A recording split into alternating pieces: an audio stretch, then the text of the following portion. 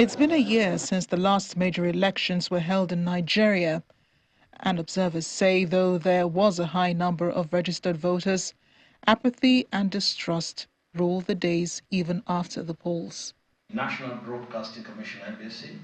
Speaking to a spectrum of electoral officials, security agents, civil society groups and the media, Executive Director of the International Press Center, Larry Arumudade, opens the dialogue by highlighting the difficulty of conducting credible elections if trust in the electoral process is not re-established.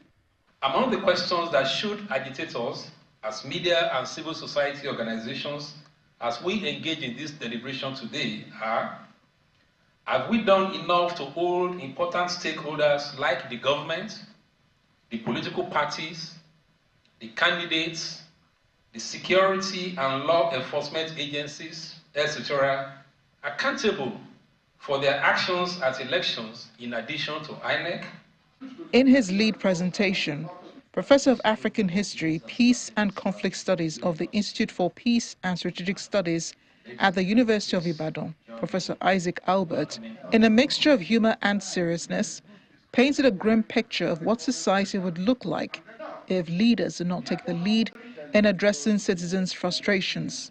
When you interact with an average Nigerian about the problems of the country, there is, a poor understanding of what is happening, and then a poor understanding of how to solve the problems.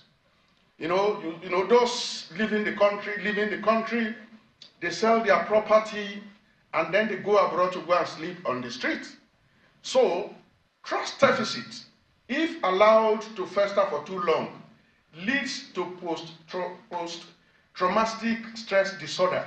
He, however, debunks military leadership as a solution and wants people to face problems head-on. As a scholar, I will tell you, the military is not the solution to your problem.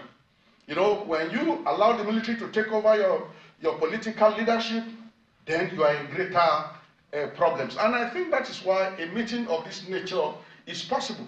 Because what we're trying to do now is to reconnect the people with the realities of their being. The moment you depart from the realities of your existence, then you will join the lorry load of people coming to UCH every morning, having mental problems. The dialogue holds months ahead of off-cycle elections in Edo and Ondo states, which will be a reflection of the impact of electoral process review. Amarachi Ubani, Channels Television News.